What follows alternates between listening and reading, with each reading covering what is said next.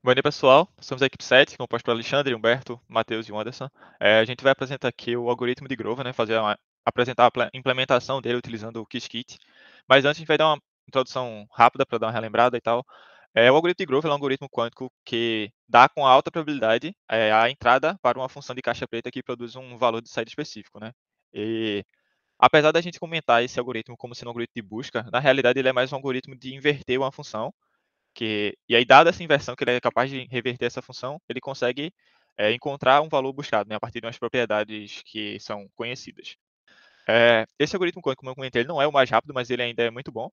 Ele consegue fazer uma busca em raiz de n consultas, então, um algoritmo clássico que a gente fazia em 100 segundos uma busca, e com o Grover a gente consegue fazer em 10 segundos, por exemplo. Então, é uma melhoria muito, muito boa para o problema da busca. E para o processo de criação do Grover, né, ele não conseguiu fazer isso de uma vez. Teve primeiro uma primeira tentativa onde ele tentou mapear essa função f em um operador unitário, né, esse UDF que a gente chama, e que basicamente esse operador seria o oráculo, né, do algoritmo, onde iria informar se uma entrada é ou não o que buscamos. Porém, utilizando esse oráculo aqui de primeira tentativa no circuito quântico abaixo, que seria a primeira tentativa do Grover para resolver o problema, é, ele, a gente conseguiria resolver o problema de busca através desse circuito, porém a gente não conseguiria isso sempre que a gente quisesse, porque a probabilidade da medição no final, de modo que a gente conseguisse medir o valor buscado de maneira correta, seria muito rara, seria 1 sobre 2 elevado a n. Então, quando o número de qubits aumentasse muito, essa probabilidade seria mínima.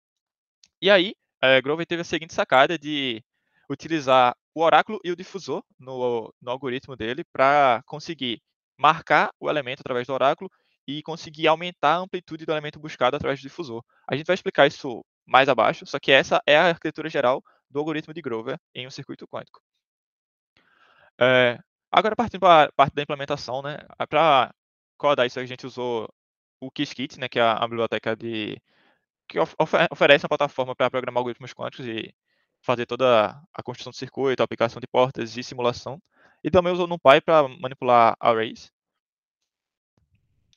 É, e aí, partindo para a primeira parte da implementação de fato, né, que é a construção do oráculo, que é justamente aquela matriz que eu comentei anteriormente. E aí, basicamente, o oráculo, tipo, na computação quântica, seria algo como a função f, que vai checar se um elemento da lista do banco que a gente está é o que a gente busca, e retornar true ou false, 1 ou 0 para isso. Porém, para a computação quântica, essa função se transforma numa matriz, que é esse operador UDF, que vai mapear essa função. E aí, o código que faz isso é basicamente a gente criar uma identidade de tamanho n qubits mais 1, porque tem um bit auxiliar embaixo também do segundo registrador, e depois marcar todos os elementos que retornam verdadeiro para a função que a gente passa, né, que é essa isTargetFN. Então aí a gente, depois de criar a identidade, a gente só marca com -1 todos os elementos da diagonal que foram marcados pela função, vamos dizer assim. Agora eu vou falar um pouco do difusor, e só relembrando, a função do algoritmo de Grover do difusor é que ele serve para aumentar a amplitude da solução desejada, né, que foi a solução que foi selecionada, vamos dizer assim, pelo oráculo. E aí lembrando que a entrada do difusor já passou pelo oráculo antes, então a solução desejada já está com probabilidade invertida em relação às outras, né, como se pode ver nessa primeira imagem. E a partir disso, o oráculo vai inverter a solução desejada sobre a média das amplitudes, e depois vai amplificar a amplitude dessa solução, que dá para ver nessa imagem de baixo, fica mais fácil de visualizar. Mas indo para o código, a gente primeiro cria uma matriz de tamanho n por n, em que n vai ser a quantidade total dos estados possíveis. E essa matriz ela vai ter uma possibilidade, né, probabilidade igual de obter cada um dos estados. E a partir dela, a gente subtrai a matriz de identidade, que vai representar essa operação de inverter a solução desejada sobre a média.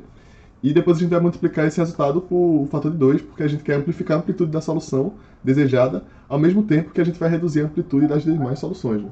E essa função daí ela vai retornar uma matriz que a gente vai conseguir aplicar no circuito para fazer esse papel do difusor.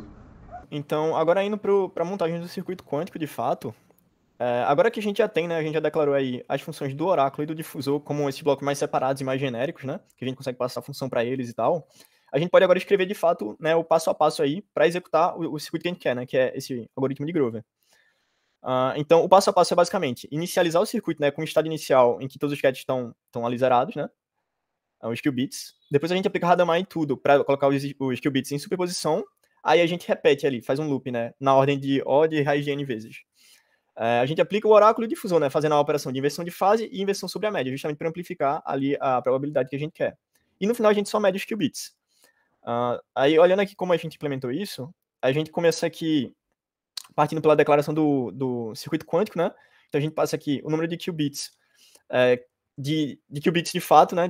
Bits quânticos, mais um que seria o bit de controle ali, o qubit de controle, e esse daqui são os bits clássicos que a gente vai medir no final.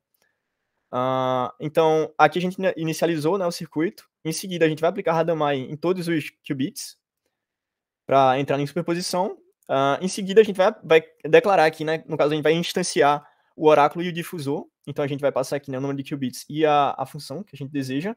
E o oráculo vai retornar tanto o oráculo em si, né, a matriz ali do oráculo, quanto o conjunto de soluções, porque a gente vai precisar disso para calcular o número de iterações, né, que a gente vai rodar o Grover. E é justamente o que a gente faz aqui logo embaixo, né? Mas depois que a gente fez o K, a gente só roda, né? A gente itera aí K vezes, aplicando justamente o oráculo e difusor aqui, como a gente transforma essas matrizes em portas. A gente executa isso K vezes e depois mede. E é basicamente isso a ideia do nosso circuito, né?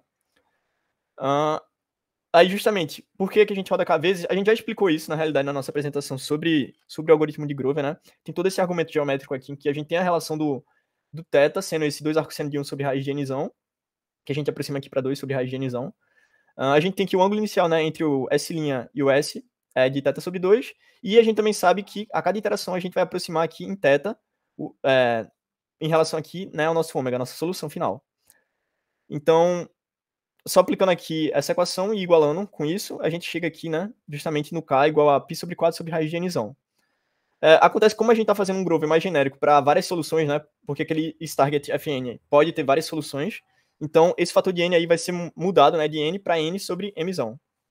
Pronto, aí para finalizar essa parte da execução, a gente criou uma função que vai ser responsável por fazer a simulação, né, da execução do circuito quântico. Essa função vai receber o circuito e vai receber a quantidade de execuções que ele vai ter, que são os shots, e aí ela vai ser capaz de simular o circuito e devolver todas as quantidades, né, dos resultados para a gente botar isso no histograma posteriormente.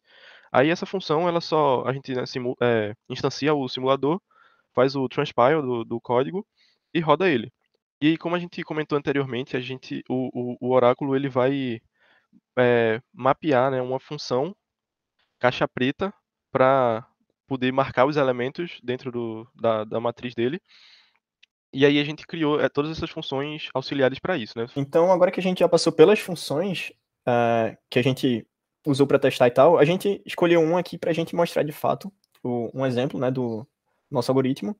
Então, escolhendo os parâmetros aqui do problema, a gente escolheu o número de qubits, a gente botou 5 aqui, mas isso é bem genérico, então a gente poderia ter escolhido qualquer valor, só ia demorar mais ou menos, né, na hora de rodar. A gente escolheu também uma função que a gente quer, né, a função alvo aí, e a gente escolheu a is perfect square, né, que é, tipo, se um número é quadrado perfeito ou não.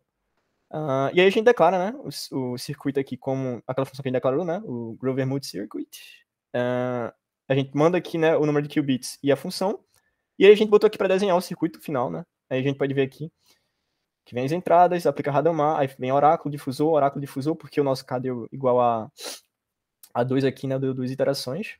E depois a gente mede. E olhando os resultados aqui, a gente roda a nossa função, né, de rodar de fato o circuito. A gente botou um valor de 2048 shots aqui, e aí a gente printou tudo. E no final, o nosso gráfico ficou assim, e a gente pode ver aqui que de fato funcionou, né, amplificou as amplitudes certas, no caso. Então, o 0, o 1, o 4, o 9, o 16 e o 25, que são números que realmente são quadrados perfeitos, eles amplificaram e os outros ficaram com um valor bem mais baixo.